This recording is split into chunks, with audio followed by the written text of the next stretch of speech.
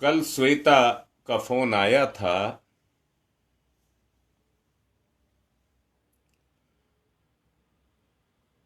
वो मुझसे कह रही थी कि जो बीजारोपण किया गया है उसको कैसे अंकुरित किया जाए।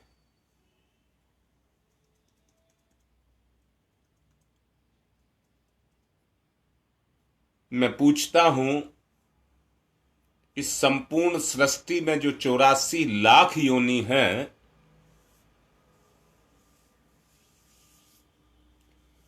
उन सबको अपनी संतान को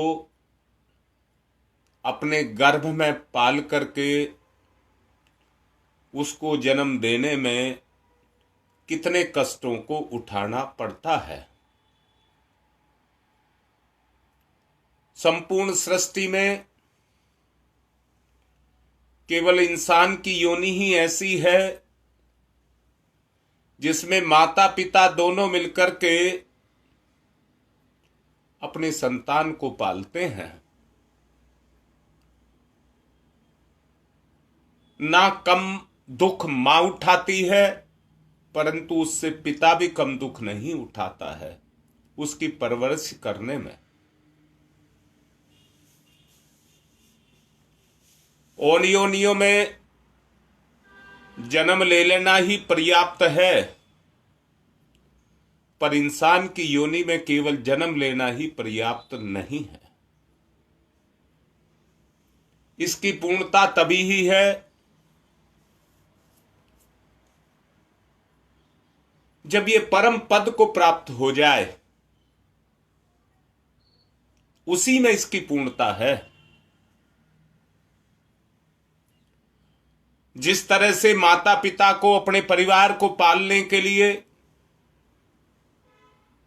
एक तरह का कष्ट नहीं, लिस्ट बना करके देखो कि आपने अपने बच्चों को पालने में कितने कष्ट उठाए हैं, शायद कापियां कम पड़ जाएंगी, इतने कष्ट आपको दिखाई देंगे।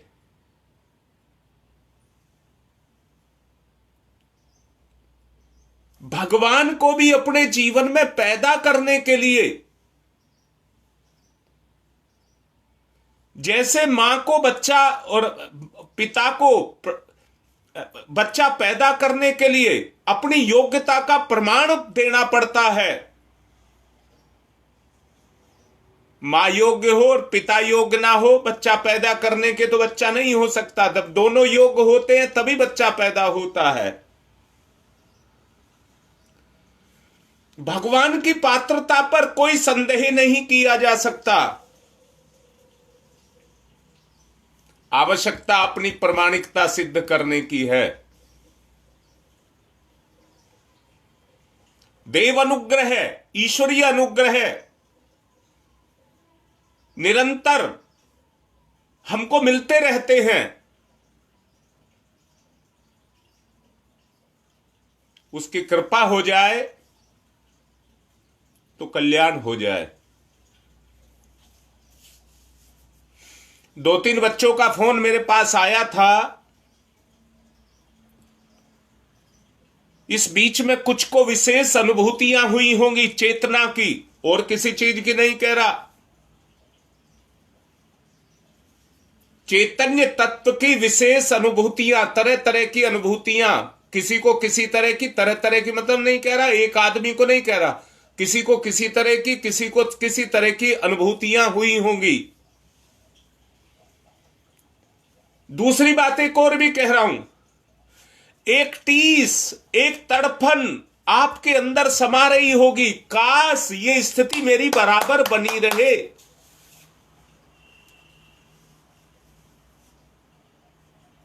वही आपका चैतन्य स्वरूप है।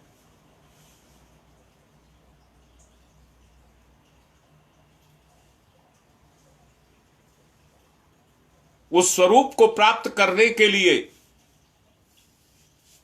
कठिनाइयों के दौर से गुजरना पड़ता है।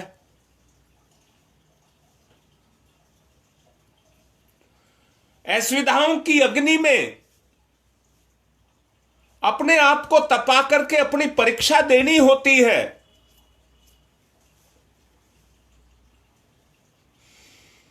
स्वार्थी व्यक्ति उस परम पद को प्राप्त नहीं कर सकता।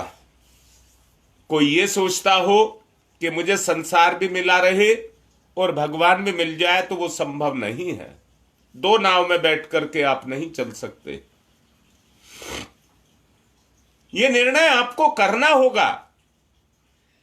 जो आपको अनुभूति हुई है, मैंने कहा वो चेतनात्मक अनुभूति है,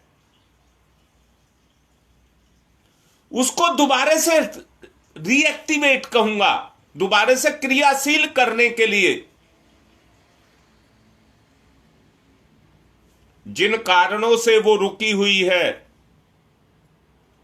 आपको बताया गया था कि अपनी अंतर चेतना से अपना निर्णय खुद करना है कि मेरी ये शक्ति कैसे क्रियाशील हो, मेरे अंदर किस तरह से क्रियाशील हो।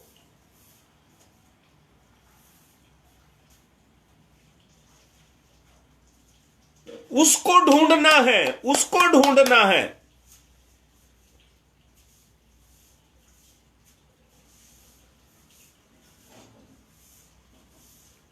और उसके लिए परमार्थिक दृढ़ता का परिचय आपको देना पड़ेगा। अपनी पात्रता को सिद्ध करने के लिए परमार्थिक दृढ़ता का परिचय आपको देना पड़ेगा। कैसे होगा बताया जा रहा है। ये समझ आ जाए तो उसकी जरूरत नहीं है। लूट का माल नहीं है, ये ईश्वर का माल है।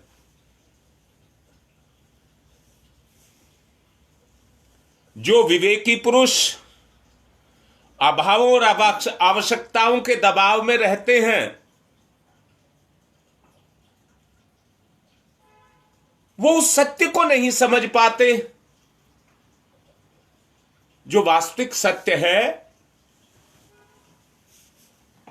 उसको समझ नहीं पाते।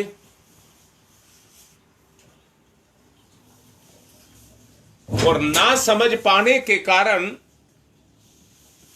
तरह तरह के अभावों में भटकते रहते हैं।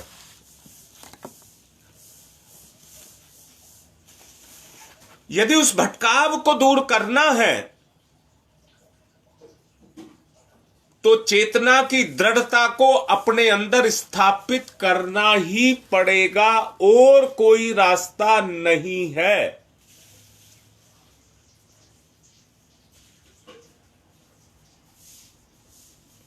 बुराइयों का जो प्रभाव, दोबारा से सुनिए और समझिए, स्थिति क्या है कि हम जरा से भी कष्ट को सहन नहीं कर पाते।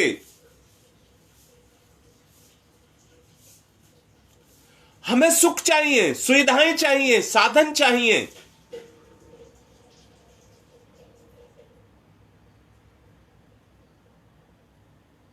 जब तक उन्हीं के, अच्छा फिर एक बात देखिए, इसका कोई अंत तो है नहीं। साधन सुविधाओं का, सुख का कोई अंत है नहीं। व्यक्ति उस अनंत छाया को छूने के लिए मृग मरीचिका की तरह से प्यासा होकर के दौड़ रहा है। बस ये बात समझ नहीं आ रही।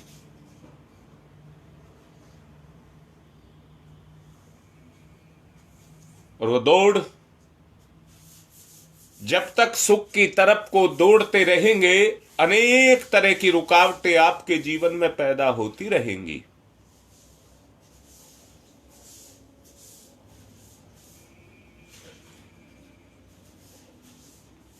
इसलिए बड़ी अच्छी एक बात है,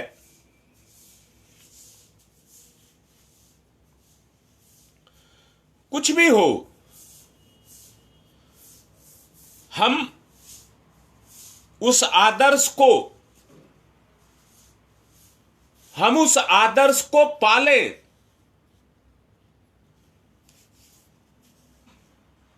जो वास्तव में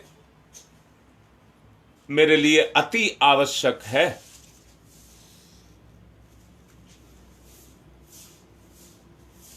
विवेकी पुरुष अभावों एवं आवश्यकताओं के दबाव में नीति के मार्ग को छोड़ता है, प्रलोभनों के बीच स्खलित होता रहता है,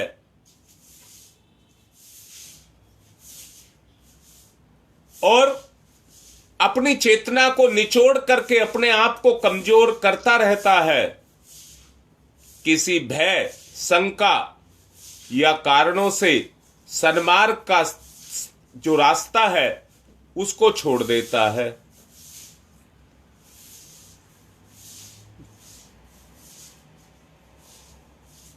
जो नर रत्न होते हैं, पिछले दिनों आपको समझाया गया था, वो अपने जीवन की विवेक के द्वारा अपनी जीवन की दिशा धारा को समझते हैं।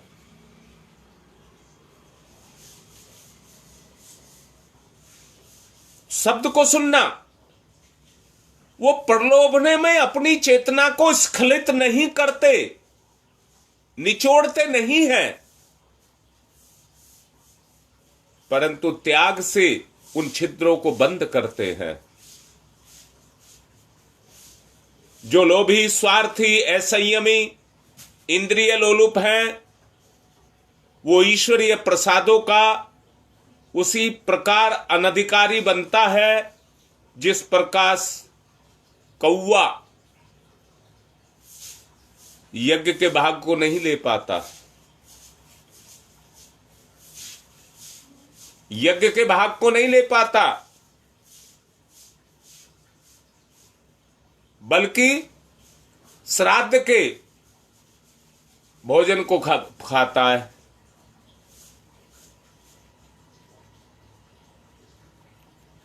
इसलिए बहुत जरूरी यह है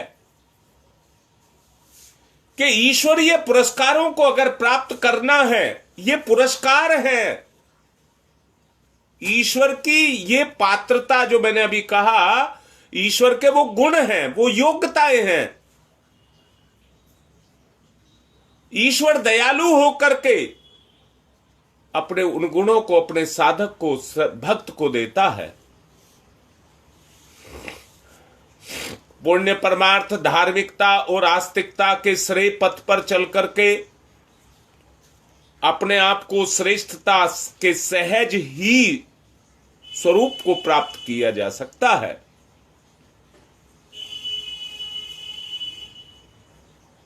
जिस दिन मनुष्य का व्यक्तिगत स्वार्थ समष्टिगत स्वार्थ के साथ मिल गया, निजी सीमाएं के बंधन टूट करके विराट के बंधन में जाकर के समा जाएंगे। मैंने पिछले दिनों भी कहा था, जो कुछ भी आपको साकार रूप में दिख रहा है, उस सब के अंदर ईश्वर ही है। रामायण में ही भी कहा गया है, सिया राम में सब जग जानी, करऊं प्रणाम जोरी जुग पानी। जब सारे संसार में राम ही राम दिखने लग जाए, हर चीज में राम ही राम दिखने लग जाए, पेड़ के पत्ते पत्ते में भगवान गुरुदेव दिखने लग जाए, तो आपकी सीमाएं बढ़ जाएंगी।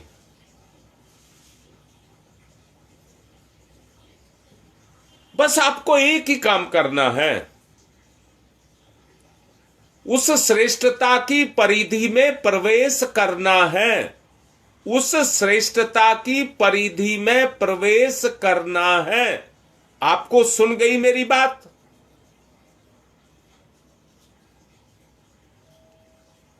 अगर ये लोभ मोह काम क्रोध का जो आवरण है, जब तक ये नहीं फटेगा,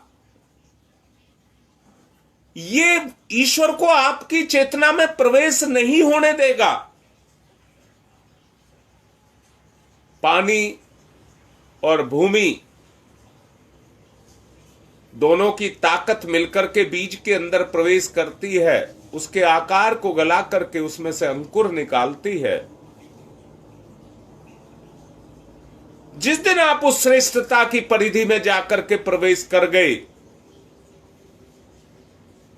उसी दिन मन आपकी भावनाएं इस प्रकार की बन जाएंगी कि संसार में जो कुछ भी है वो सुख सुविधा के लिए ही है। संसार में जो कुछ भी है वो चैतन्य को सुख सुविधा देने के लिए ही है। हवा है, धूप है, धरती है, सूरज है, चंद्रमा है, ग्रह है, नक्षत्र है, जहां जहां तक भी आपका दृष्टि का प्रसार जाता है वो सब चैतन्य के लिए ही बना हुआ है। तब आपको इसका जो सही स्वरूप है वो पता लगेगा।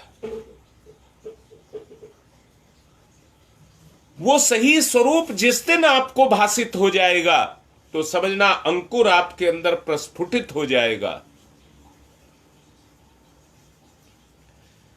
व्यक्तिगत शक्ति समष्टिगत शक्ति के अंदर जाकर के विलय हो जाएगी।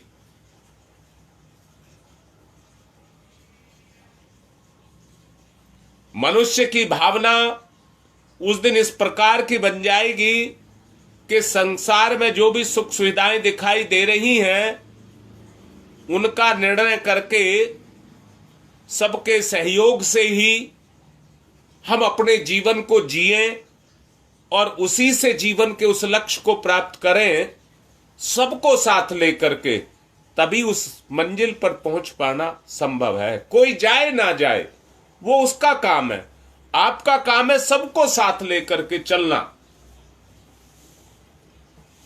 परम पूज्य गुरुदेव ने भी तो यही किया है, हम सबको साथ लेकर के चल रहे हैं। सच बताइए, हम में से उंगली माल से कम कौन है? जैसे बुद्ध भगवान ने उंगली माल को बना करके संत महात्मा बना दिया था, ऐसे ही परम पूज्य गुरुदेव की सत्ता भी हम उंगली मालों को, वाल्मीकियों को, उनके स्तर को ऊंचा कर रही है।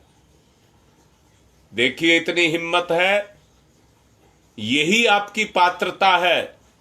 सब कुछ सह जाएं, सब कुछ सह जाएं और सबको साथ लेकर के चलें, तो यही चेतना का उत्थान है।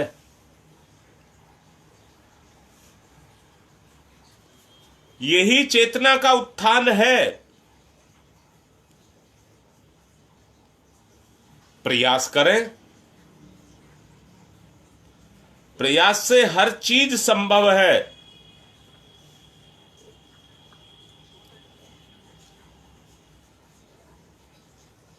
इसलिए प्रयास करें और ध्यान की तरफ चलें, बाकी कल समझाएंगे। गायत्री का प्राण सविता।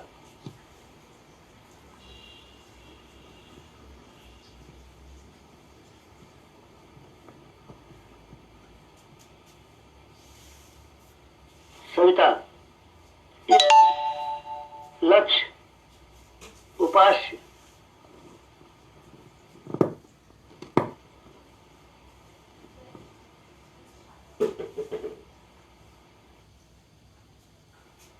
सविता प्रकाश, ज्ञान, प्रज्ञा।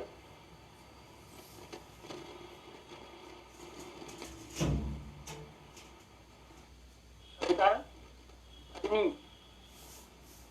ऊर्जा, ब्रह्म शक्ति।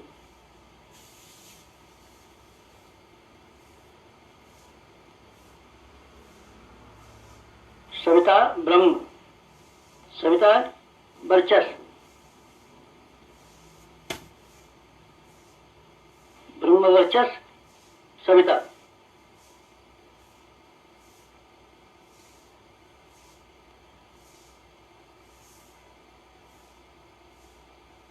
सविता उपास्य, ब्रह्म वर्चस्व, उपास्य।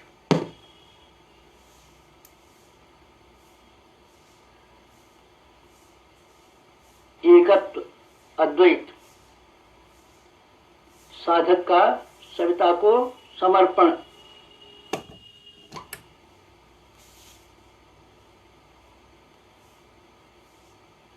समर्पण, सर्जन, विलय।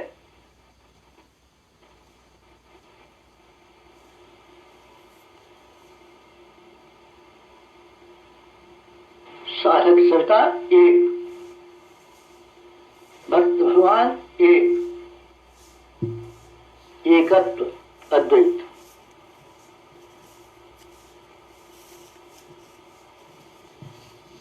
कुंडली जागरण। कुंडली जीवनी शक्ति। कुंडली अंतः ऊर्जा। कुंडली प्राण विद्युत। कुंडली योगाग्नि।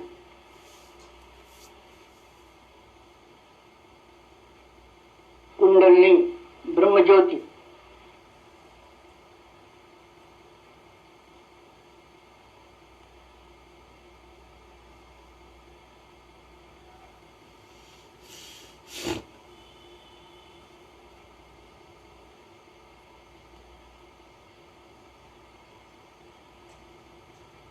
सविता शक्ति का कुंडलिनी क्षेत्र में प्रवेश, मूलाधार क्षेत्र में प्रवेश सविता का।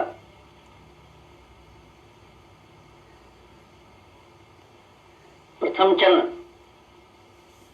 कुंडलिनी जागरण का प्रथम चरण, मंथन। मंथन सविता सहयोग से शक्ति क्षेत्र का मंथन।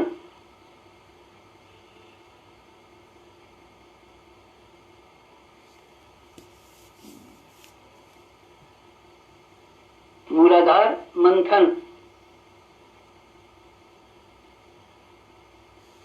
समुद्र मंथन।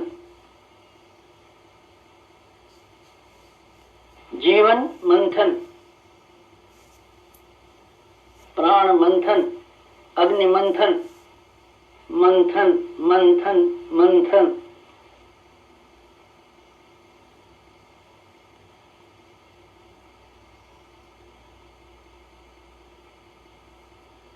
मंथन।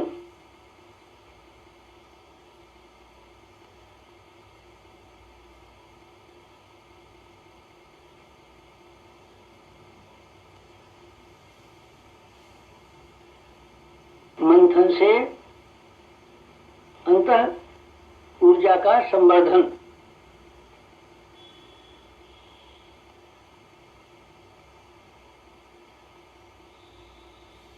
अग्निशिखा प्रज्वलन। जीवन ज्योत जागरण।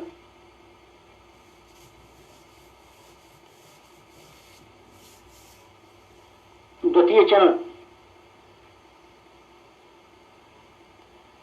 ऊर्ध्वगमन।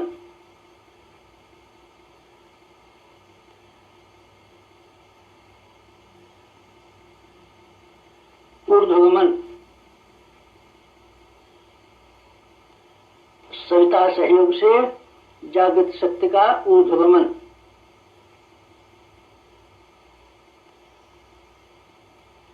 आत्मसत्ता का ऊर्ध्वगमन।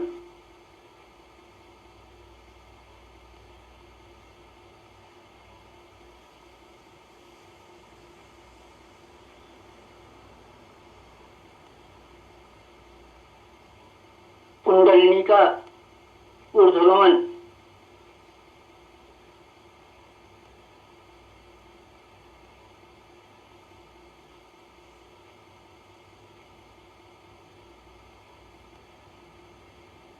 मूलाधार मार्ग से सहस्त्रार तक कुंडलिनी का ऊर्ध्वगमन। मेरुदंड मार्ग से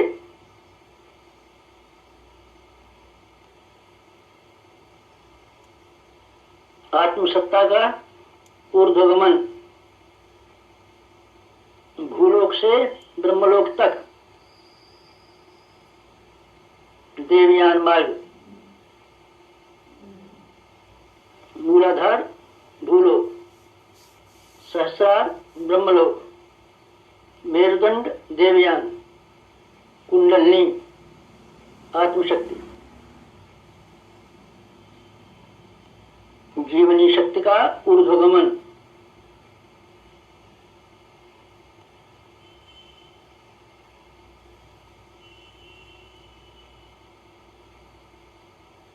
उत्थान, उत्कर्ष, अभ्युदय,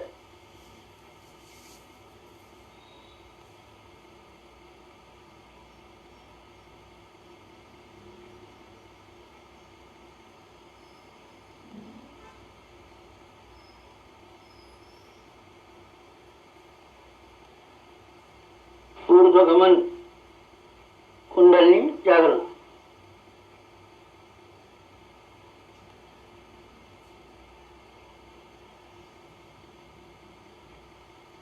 तृतीय चरण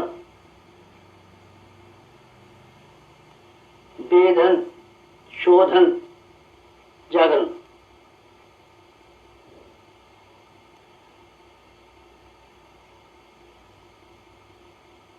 सविता सहयोग से षट चक्रों का वेधन,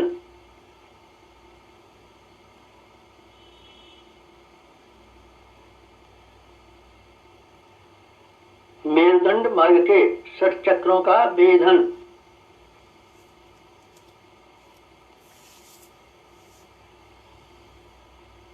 प्राण विद्युत से शक्ति स्रोतों का उत्खनन,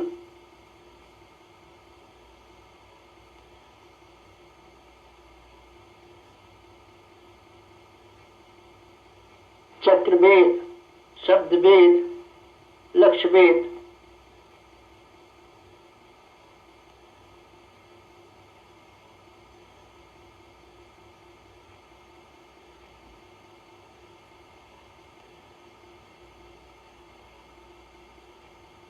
वेधन, शोधन, जागरण, षट चक्रों का जागरण,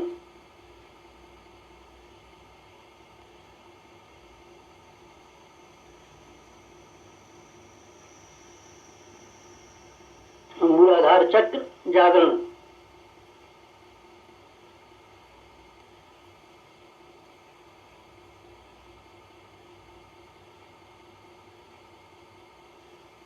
स्वाधिष्ठान चक्र जागरण,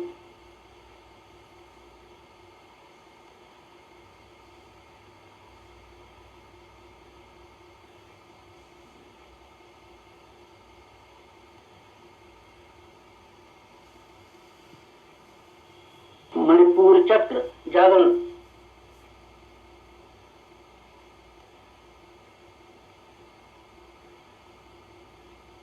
अनाहत चक्र जागरण,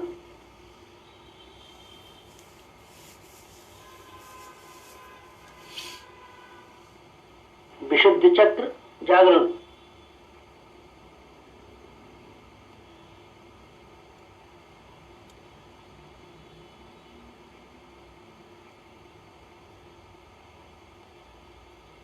आज्ञा चक्र जागरण,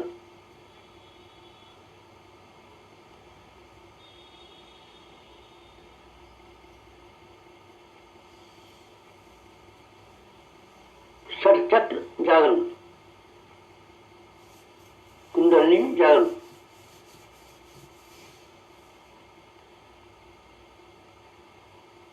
चतुर्थ चरण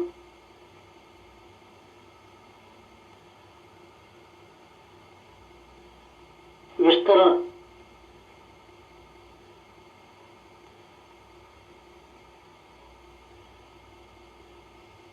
सविता सहयोग से योगाग्नि का विस्तार,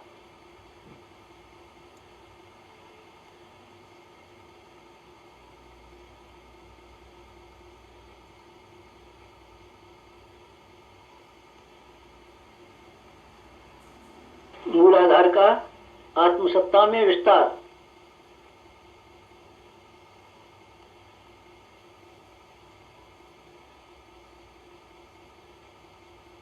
आत्मसत्ता का विश्व सत्ता में विस्तार, ब्रह्म सत्ता में विस्तार,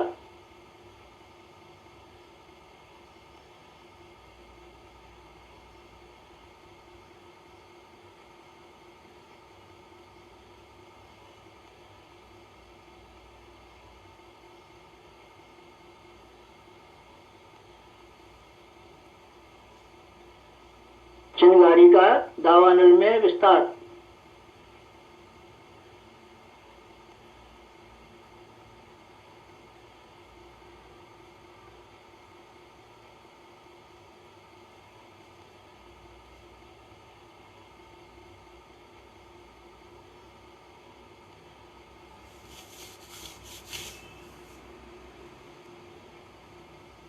ज्योति का ज्वाला में विस्तार।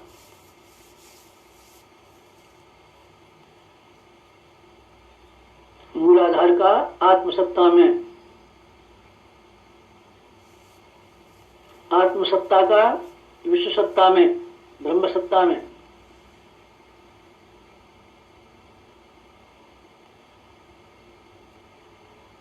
चिंगारी का दावानल में,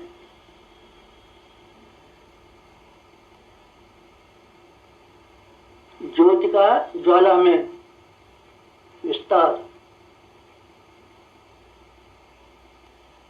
विस्तरण, जागरण, कुंडलिनी जागरण।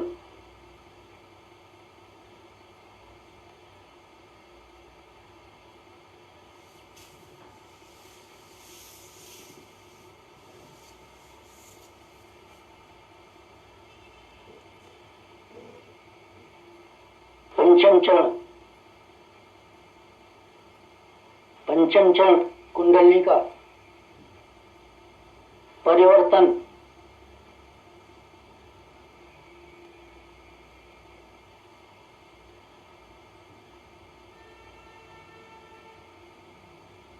मूलाधार का सहस्रार में परिवर्तन।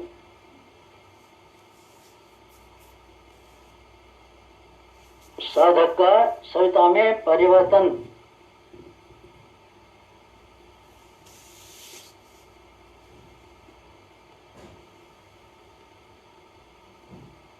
आत्म ज्योति का ब्रह्म ज्योति में परिवर्तन।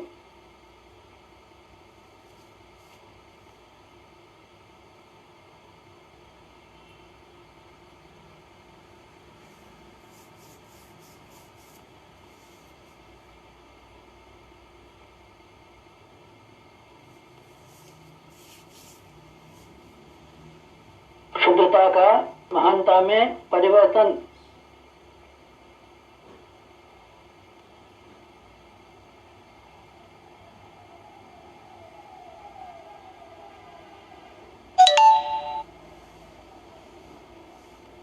कामना का भावना में परिवर्तन।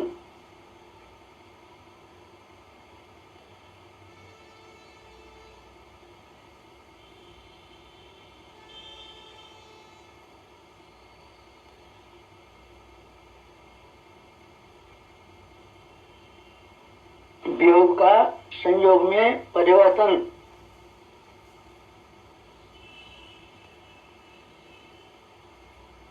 नर का नारायण में परिवर्तन।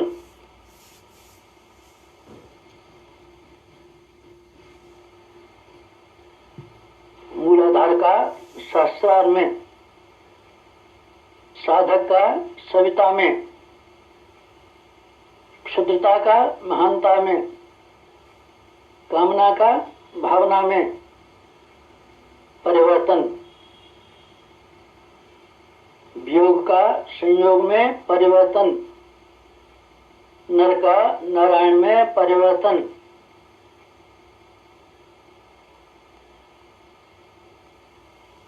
परिवर्तन, संवर्धन, जागरण, कुंडलिनी जागरण।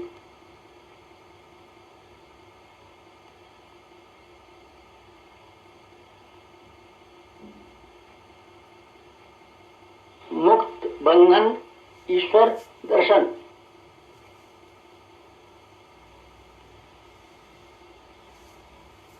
कुंडलिनी जागरण। जीवनी शक्ति जागरण। अंत ऊर्जा जागरण।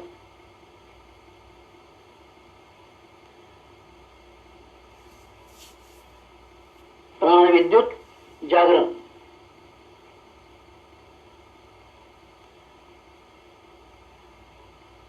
योगाग्नि जागरण, ब्रह्मज्योति जागरण,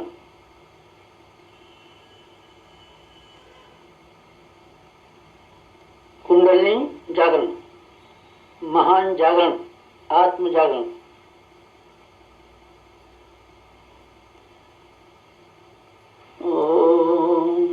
ओम तुमसो मा ज्योतिर्गमय,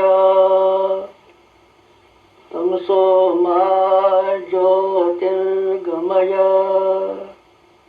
तमसो मा ज्योतिर्गमय, असतो मा सद्गमय, असतो मा सद्गमय, असतो मा सद्गमय। ओम मृत्योर्मा मृतंगमय, मृत्योर्मा मृतंगमय, मृत्योर्मा मृतंगमय। तमसो मा, तमसो मा, तमसो मा ज्योतिर्गमय, ज्योतिर्गमय, ज्योतिर्गमय। तमसो मा ज्योतिर्गमय। पंचोंकार, पंच कुंडलिनी जागरण के 5 चरण। पंचोंकार।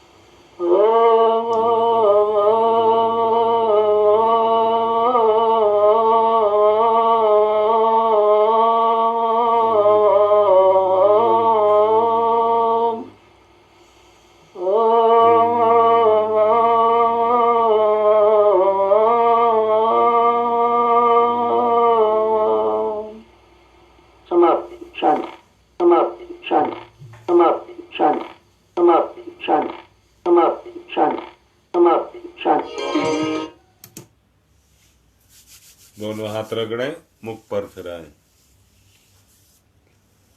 उस स्थिति तक जाने के लिए अभी समय लगेगा। अभी और कई तरह की साधनाएं इस बीच में आएंगी। समय समय पर उनको कराया जाएगा, परंतु जितना कराया जा रहा है उतने को पहले सार्थक कर लें। आपको ये तो एहसास हो कि आपके हृदय के अंदर भगवान आ गया, फिर आगे की होगी। आज की बात संपन्न।